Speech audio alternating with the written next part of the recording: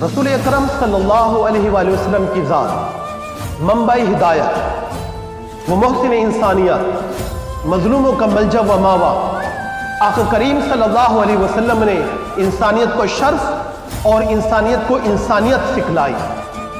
वो अजीम हस्ती जो नबियों के इमाम, बशर मगर अफजलुल बशर, खैरुल बशर, सैयदुल बशर, वो इंसान मगर मोहसिन इंसानियत, रहमतुल लिल आलमीन सल्लल्लाहु अलैहि वसल्लम, कुल इंसानियत के लिए रहबर, रहनुमा और हादी। फ्रांस में जो हरकत हुई, रसूल करीम सल्लल्लाहु अलैहि वसल्लम की ज़ात को तज़हीक का, इस्तेहज़ा का निशाना बनाया गया। आप सल्लल्लाहु अलैहि वसल्लम की ज़ात मुबारक पर कार्टून बनाए गए और हुकूमती सतह पर उसको सपोर्ट किया गया। इसकी पुरज़ोर मज़म्मत ही नहीं, इसको लानत और मलामत की जाए और जिस सतह पर मुमकिन हो उनका बायकॉट किया जाए। बात की जाती है आज़ादी इजहार की, कि ये जमहूरियत का दौर है, आज़ादी इजहार का दौर है। तो मुझे बताइए होलोकॉस्ट पर पाबंदी क्यों है? इसलिए कि यहूदियों की दिल आज़ारी होती है, पाबंदी लगा दी गई। याद रखिए, जहां आज़ादी आती है वहां एक हद भी मुकर्रर की जाती है। अगर मेरा दिल चाहे तो मैं आपकी नाक नहीं तोड़ सकता, अगर किसी का दिल चाहे वो आपकी इज्जत नहीं पामाल कर सकता, आपका घर नहीं लूट सकता। क्या उसको इस चीज की आज़ादी दी जाएगी? हर आज़ादी एक लिमिट के साथ है। Freedom, freedom means to respect freedom to, ये फॉर्मूला है। आज़ादी का मतलब आज़ादी की इज्जत भी करना है। जहां मेरी हद, मेरी नाक की हद खत्म होती है, ये मेरी आज़ादी खत्म हो जाती है।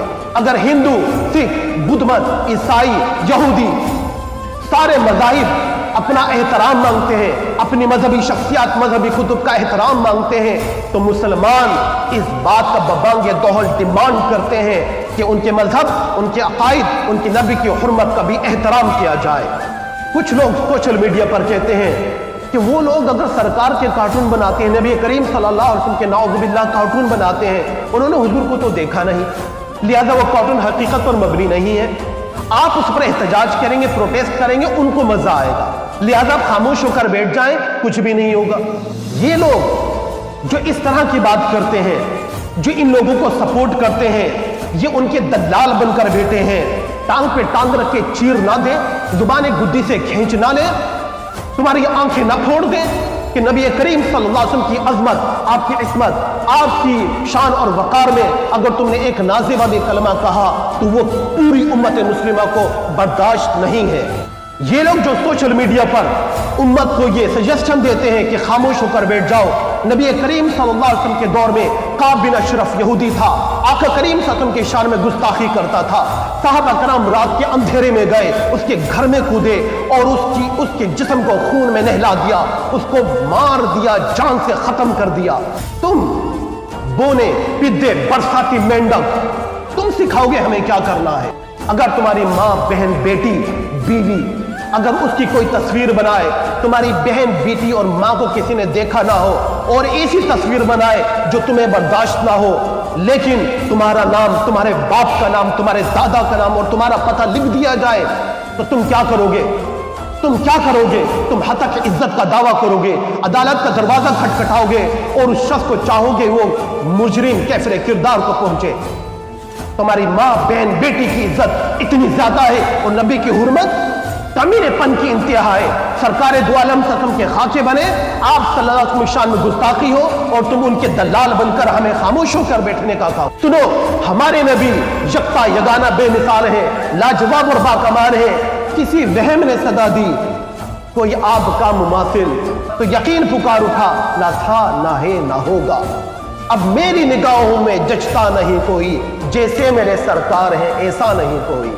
मोहसिन इंसानियत, मजलूमों का सहारा, आमना खलाल, अब्दुल्लाह का जाया, वो खैरुल बशर, सैयदुल बशर, हादी आलम, जाने दो आलम, हबीब रब्बुल आलमीन, उनकी शान में गुस्ताखी हो और हम खामोश बैठ जाएं, ये मुमकिन नहीं। सुनो, कुरान का फैसला है, जो नबी की शान में गुस्ताखी करता है, जो नबी की शान में गुस्ताखी करता है, गुस्ताखी का साथ देता है, गुस्ताखों के साथ मिलता है, वो वलदुल हराम है, बास्टर्ड है, उसके अपने बाप का नहीं पता। हम पाकिस्तानी अल्हम्दुलिल्लाह पुरअमन कौम है, हम अपने इदारों का एहतराम करते हैं, ہمارے ادارے الحمدللہ، ہماری افواج، ہماری پولیس، ہماری رینجرز، ہمارے تمام ادارے ہم ان کا احترام کرتے ہیں۔ کیوں؟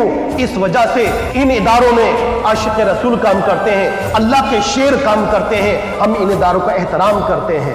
حکومتی سطح پر عالمی فورم پر یہ بات اٹھائی گئی ہے اور حکومت پاکستان اس معاملے کو عالمی سطح پر آگے لے جانے کا عزم رکھتی ہے۔ ہم امید کرتے ہیں یہ صرف جذباتی تسلی تک نہ رہے گا بلکہ اس کو منطقی انجام تک پہنچایا جائے گا۔ ابھی پچھلے دنوں ایک بڑی شخصیت نے دعویٰ کیا ہے اگر حکومت پاکستان ان کو نمائندگی دے تو عالمی عدالت میں وہ یہ مقدمہ جیت کر دکھائیں گے۔ حکومت پاکستان سے میں گزارش کرتا ہوں اس شخصیت کو آگے لایا جائے اور عالمی عدالت میں یہ مقدمہ لڑا جائے اور جیتا جائے اور ثابت کیا جائے ہر نبی کی حرمت، ہر نبی کی عظمت، ہر نبی کی عصمت ہمارے لیے محترم ہے۔ ہمارے آقا کریم صلی اللہ علیہ وسلم نے ہمیں یہ سکھایا ہے۔